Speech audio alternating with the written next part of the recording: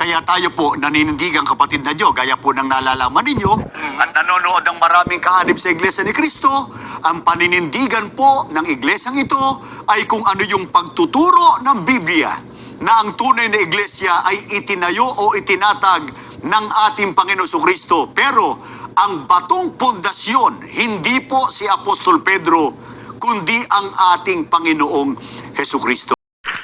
Akin na ang buong sanlibutan.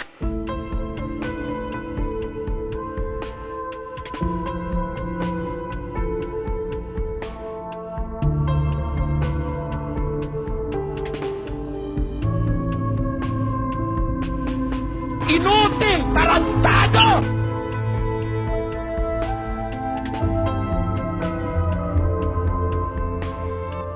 Na under sa domination ni Satanas. Take notice, I'm here already. Ako po si Gabon. At ito ang Factbusters!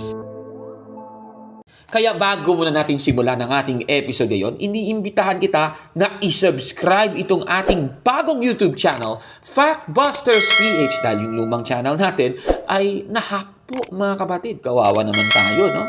Pero pati rin sana ang isa pa nating YouTube channel, Takasuri PH, paki-subscribe din yan mga kababayan. Ako naman, sige.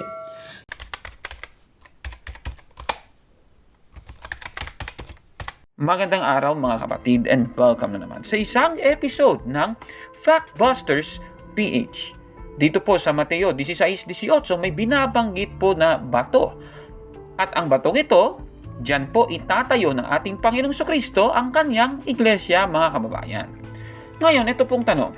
Sino po ba ang tinutukoy na bato sa Mateo 16:18?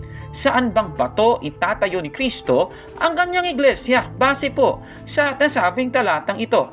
Ito, pakinggan natin yung dalawang ministro ng iglesia ni Kristo ni Manalo at hayaan natin silang i-explain sa atin kung ano po yung aral ng Iglesia Katolika. Ito, pakinggan natin si Jose Ventilacion at si Michael Sandoval, mga kapatid. Ayon kay Atty. Mars, ay kay Apostol Pedro daw nakatayo ang tunay na iglesia. Panoorin po natin siya. Kaya po yung mga nagsasabi na yung iglesyang tinatag, yung bahay na itinatag ni Kristo sa ibabaw ng bato na si Pedro ay natalikod. Para na rin nilang sinabi na si Kristo ay inutil at isang taong mangmang. Oh, yan po ang paninindigan nila kapatid na Diyo. Ang Iglesia Katolika raw po, yung iglesyang itinayo ng ating Panginoon Kristo ay nakatayo kay Apostol Pedro. Kapatid na Diyo, alang-alang din sa mga sumusubaybay sa atin kasi baka isipin po nila ganito. Baka naman itong sinabi o ipinahayag ni Atty. Mars, hindi yan talagang opisyal na doktrina o aral ng simbahang Katoliko. Hindi niya inimbento lang yan, kapatid na Michael. Yung aral nila na si Apostol Pedro, ang bato na tayuan ng iglesia ay pinatutunayan niya ng isang cardinal, si Cardinal James Gibbons. Sa kanyang aklat na The Faith of Our Fathers, tinagalog ni Rufino Alejandro, kaya ang pananampalataya ng ating mga ninuno ay ganito ang nakasulat, ito ang kanilang pahayag. Sa pahina 105, ang salitang Pedro sa wikang Syro-Caldaico na siyang ginamit ng ating mananakop ay nangangahulugang bato. Si Jesus na ating Panginoon ay nagtatag ng iisa lamang iglesia na minarapat niyang itayo sa ibabaw ni Pedro. Sa makatwid, ang alinmang iglesyang di kilala kay Pedro bilang kaniyang kinatatayuan ay di siyang iglesia ni Kristo. Yan ang opisyal na pahayag ng Cardinal, kapatid na Michael, na ang iglesia na tunay o opisyal ay nakatayo kay Apostol Pedro. Bang, galing naman. O, sige. So tama po yun mga kapatid, ano? Ang paniniwala po natin, ang iglesia na itinayo ng ating Panginoong Kristo ay itinayo po kay Pedro at siya po yung tinutukoy na bato sa Mateo 16:18 at nakasulat din po yan sa ating opisyal na doktrina na nasa Catechism of the Catholic Church, paragraph 552. So base po sa aral ng Iglesia Katolika, mula po sa napanood nyo kanina, si Pedro po ang tinutukoy na bato kung saan itatayo ni Kristo ang kanyang iglesia base po sa Mateo 16:18. Ano naman po ang mga sinasabi ng mga ministrong ito? Eto, pakinggan natin yung kanilang paninira. Kaya balikan natin yung pahayag po ni Attorney Marwil doon sa kanilang programa na ina-upload sa YouTube. Kanina raw po ba talaga itinayo ang tunay na iglesia ayon kay Attorney Marwil? Ang sabi niya, ang foundation daw ng simbahan o ng iglesia ay ang mga apostol, especially Apostle Peter. Kaya niya binigyan ng emphasis si Apostle Peter sapagat yun ang kanilang kinikilalang bato na pinagtayuan ng iglesia. Pakinggan po natin ang pahayag niya. Kaya titingnan po natin kung ang ating iglesyang kinabibilangan ay mapapatunayan na there is an unbroken line of succession with the apostles, especially with the Apostle Peter. Kasi ang simbahan ho, ayon sa 2:20 ng Efeso, na mga itinatayo sa ibabaw ng kinasasaligan ng mga apostol at ng mga propeta na si Kristo Jesus din ang Pangulong Bato sa panulok. ayon, ang sabi, founded on the apostles, no? Foundation on the apostles. Sa pahayag niyang ito, kapatid na Diyo, ay may ginamit po siyang talata, yung Efeso 2:20, para patunayan na yung iglesia nakatayo sa mga apostol. Ang nakatatawag ho ng pansin, ginamit niya yung Tagalog translation ng Biblia, yung Efeso 2:20. Pero nung isalin po niya sa Ingles, iba ang kahulugan sapagkat ang sabi niya mismo, Na mga itinatayo sa ibabaw ng kinasasaligan ng mga apostol at ng mga propeta na si Kristo Jesus din ang Pangulong Bato sa panulok. Ayon, ang sabi, founded on the apostles, no? Foundation on the apostles. sa pahayag niyang ito, kapatid na Diyo, ay may ginamit po siyang talata, yung Efeso 2:20, para patunayan na yung iglesia nakatayo sa mga apostol.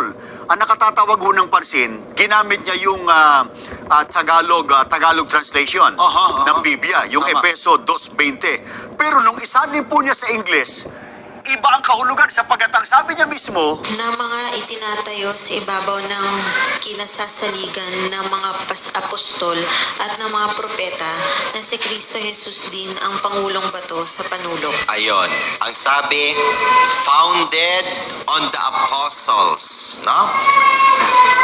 Foundation on the apostles. ang sabi po niya, founded on the apostles. Yung kanyang translation mula sa Tagalog na ginawa niyang founded on the apostles, para palitawin lang na yung iglesia po nakatayo sa ibabaw ng mga apostol. Ito po ang tanong, yun po ba'y mali o hindi tama? Mukhang maganda yung tanong mo, kapatid na Michael, pero pareho yung sagot eh. Opo. Tama at Mali po at hindi tama. mali at hindi tama. Ayon. Kasi, pagka pinasa natin, yung English translation yan, ganito ang ating mababasa. Ito, sumula sa King James Version Opo. ng Ephesians 2:20, and are built upon the foundation of the apostles and prophets, Jesus and Christ Himself being the chief cornerstone. Pagka isasali natin yan sa wikang Pilipino, sa Tagalog Bible, ganitong nakasulat, na mga itinatayo sa ibabaw ng kinasasaligan ng mga apostol at ng mga propeta na si Kristo Jesus din ang Pangulong Bato sa Pangulok. Makatid, yung translation ni Atty. Marwell na founded on the apostles, mali yun. Kasi sa Biblia, built upon the foundation of the apostles and prophets, nakatayo sa pinagsasaligan o pinagtatayuan ng mga apostol at ng mga propeta na yung foundation stone o cornerstone, hindi si Pedro, kundi ang sabi sa talata, Jesus Christ Himself being the chief cornerstone. Kaya maling-mali yung pagkaka-translate ni Ginoong Maruel Yasos. Ay isipin mo, abogado pa naman yan, kapatid na Michael. Teka muna, hindi natin siya nilalait. Ano po? Oo, Pero hindi. halatang-halata, he is trying to twist what is in the Bible. I like your English, Mike. Opo. Twisting the scriptures. Pervert, in other words. Yes, definitely, that's correct. Opo. Ayan, so napanood niyo po yung medyo mahabang paninira ng mga taga-Iglesia ni Cristo ni Manalo. Ginamit po nila yung Efeso 2:20 at yan kasi yung ginamit din ni Attorney Maruel Yasos. Ngayon, sabi kasi nila, mga kababayan, base po dito sa Efeso 2:20, itong phrase na kinasasaligan ng mga apostol, o sa Ingles ay foundation of the apostles, kasi si Attorney Maruel, sabi niya, foundation on the apostles. Grabe talaga, tutol na tutol kaagad sila doon. Ayon sa kanila, mali daw ang pagkakaunawa at yung pagkakatranslate ni Attorney Maruel Yasos tungkol po dito sa Efeso 2:20. Mali daw yung foundation on the apostles. Nako, at sabi pa nila, hindi daw itinayo sa ibabaw ng mga apostol ang iglesia base po sa 2:20 ng Efeso. Ang tanong, totoo ba ito, mga kababayan? Babalikan muna natin yung talata kasi may binabanggit dito na cornerstone. Yan po ang ating Panginoong Kristo. Tanong, naniniwala ba ang mga Katoliko na si Kristo ay cornerstone? Oo, naniniwala po ang Iglesia Katolika na si Kristo ang cornerstone. Nasa Lumen Gentium paragraph 6 na ibinigay po at ipinahayag ni Pope Paul VI noong November 21, 1964. Ganito po ang ating mababasa. Often the church has also been called the building of God. The Lord Himself compared Himself to the stone which the builders rejected, but which was made into the cornerstone. Yan po ang ating nabasa dito po sa Lumen Gentium paragraph 6, mga kababayan. So hindi naman po tayo tutol na si Kristo ay chief cornerstone, mga kababayan, at dapat alam natin kung ano yon, yung chief cornerstone. Yan po yung bato na nasa pinakagilid po ng foundation ng building, mga kababayan. Pero dahil si Kristo ay cornerstone ayon sa Biblia, hindi na ba maaaring maging foundation ng mga apostol? Babasahin natin ang isang talata sa Biblia sa Apokalipsis 21:14. Ganito po ang ating mababasa. At ang kuta ng bayan ay may 12 pinagsasaligan, at sa mga ito'y ang 12 pangalan ng 12 apostol ng Kordero. Ang mga apostol ay 12 foundations. Klarong-klaro po, mga kababayan. Kaya ang mga apostol ay maaaring maging foundation ayon po sa Biblia. Pero sasagutin na rin natin yung tanong. Pali ba itong sinabi ni Attorney Maruel Yasos na foundation on the apostles? Yung mga apostol ay naging pundasyon ng iglesia, mga kababayan? Sige nga, suriin nga natin. Ito, babasahin natin yung iba't ibang salin ng Biblia, no? Ito pong New International Reader's Version, ang nakalagay po dito, you are a building that is built on the apostles and prophets. They are the foundation. Klarong-klaro po. Yung mga apostol at mga propeta, they are the foundation, mga kapatid. Itong nasa Tree of Life version, ang sabi, you have been built on the foundation made up of the emissaries and prophets. Klarong-klaro. Isa pang salin itong International Children's Bible. You believers are like a building that God owns. That building was built on the foundation of the apostles and prophets. Klarong-klaro po, mga kababayan. Isang pang salin. Itong Tagalog version, kasi English yung binasa natin, ano? Itong nasa Filipino Standard Version, ganito po ang ating mababasa. Tulad sa gusali, kayo'y itinayo na ang saligan ay ang mga apostol at ang mga propeta. Klarong-klaro, ang foundation, yung saligan, ay ang mga apostol at mga propeta. O di ba? Napakaklaro naman yan. Kaya tama po yung sinabi ni Attorney Maruel Yasos na yung foundation on the apostles. Tama po yun. Mali po yung mga ministrong ito talaga, no? Naunawaan ba kasi nila itong nasa Efeso 2:20? Sa palagay ko, hindi talaga eh. Katunayan, babasahin natin ng isang aklat. Ito pong Ephesians Bible Study Commentary ni Curtis Vaughan. Ganito po ang ating mababasa sa 1977 edition. Page 65, ganito po ang ating mababasa. Ililiwat ko na po sa Tagalog. Paano ba natin dapat unawain ang kinasasaligan ng mga apostol at ng mga propeta? Ang mga apostol ba at mga propeta ay mga foundation?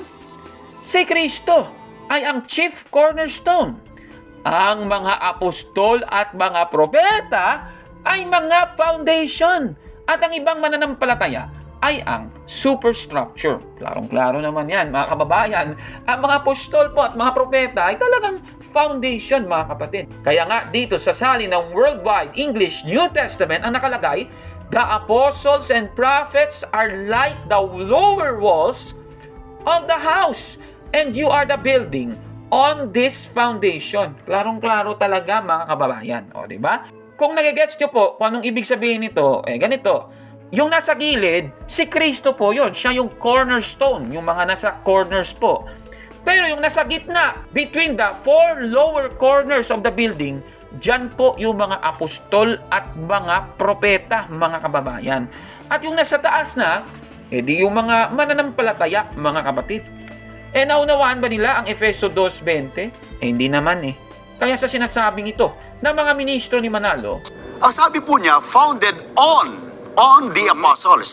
Yung kanyang translation mula sa Tagalog na ginawa niyang founded on the apostles para palitawin lang na yung iglesia po nakatayo sa ibabaw ng mga apostol. Ito po ang tanong, yun po ba'y mali o hindi tama? Mukhang maganda yung tanong mo, kapatid na Michael, pero pareho yung sagot eh. Opo. Tama at Mali po at hindi tama. mali at Oho. hindi tama. Ayon.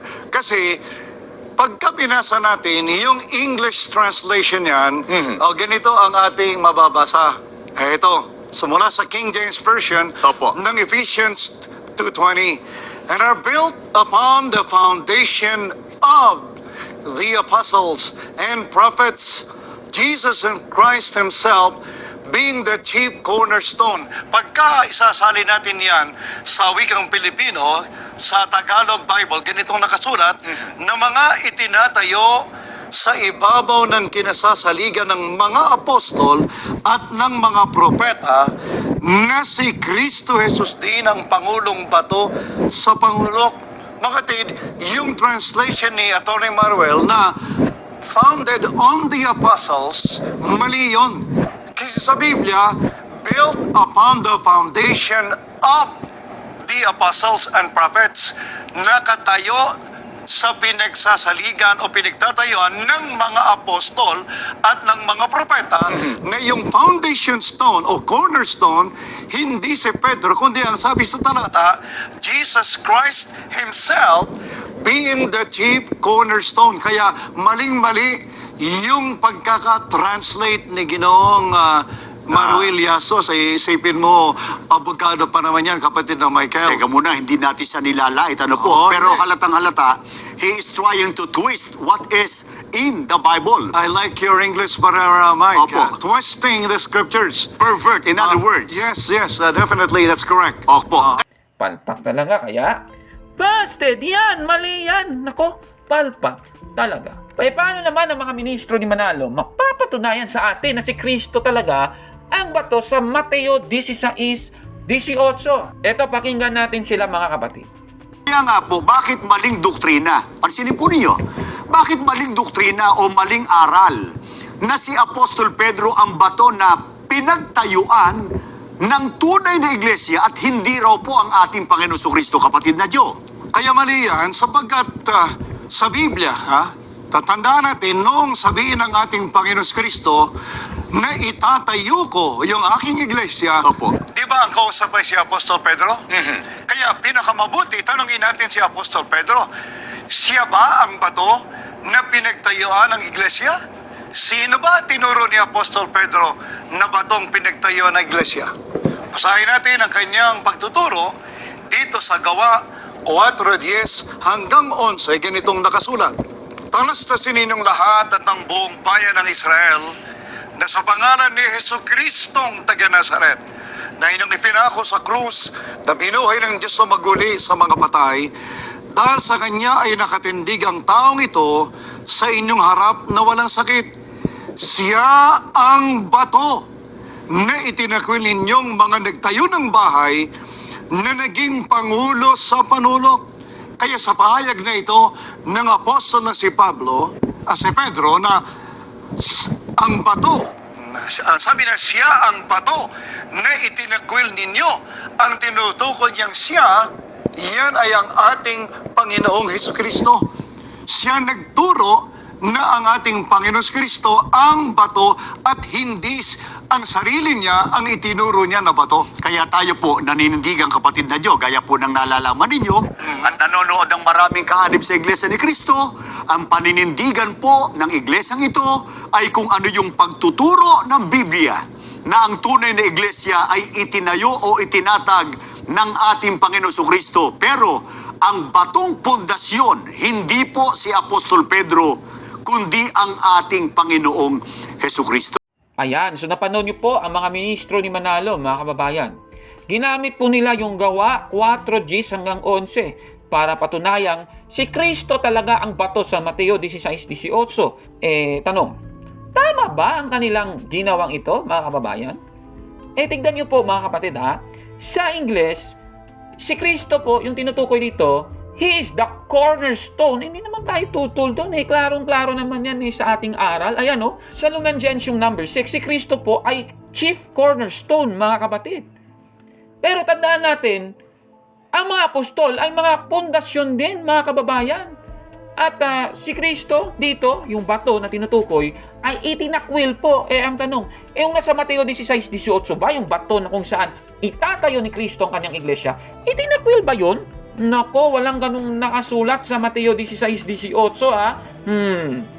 Palpak talaga. Kaya tandaan natin, hindi po sinabi sa Mateo 16:18 na ang bato na kung saan itatayo ni Kristo ang kanyang iglesia ay itinakwil, mga kababayan. Kaya malayo talaga sa konteksto yung nasa Gawa 4:11 at sa Mateo 16:18. Kaya sa sinasabing ito ng mga ministro ni Manalo, kaya sa pahayag na ito ng apostol na si Pedro, na ang bato, sabi na siya ang bato na itinakwil ninyo, ang tinutukoy niyang siya, yan ay ang ating Panginoong Hesukristo. Siya nagturo na ang ating Panginoong Kristo ang bato at hindi ang sarili niya ang itinuro niya na bato. Kaya tayo po naninindigan, kapatid na Diyo, gaya po ng nalalaman ninyo at nanonood ng maraming kaanib sa Iglesia ni Kristo, ang paninindigan po ng Iglesang ito ay kung ano yung pagtuturo ng Biblia na ang tunay na Iglesia ay itinayo o itinatag ng ating Panginoon Kristo. Pero ang batong pundasyon, hindi po si Apostol Pedro, kundi ang ating Panginoong Hesukristo. Pastor, yan, mali yan. Nako, palpa talaga. Tandaan po natin, mga kababayan, ang lengguwahe ng ating Panginoong Kristo habang siya po ay nagsasalita sa Mateo 16:18 ay hindi po sa Grego, kundi sa Aramaic. Kaya kung titingnan ninyo dito po sa iba't ibang salin ng Aramaic Bible, mapapansin na yung Peter at yung rock, parehas na lengguwahe po. Ayan, yung nakasulat sa Aramaic English New Testament, I say also to you that you are Kepha, and on this Kepha, I will build my assembly.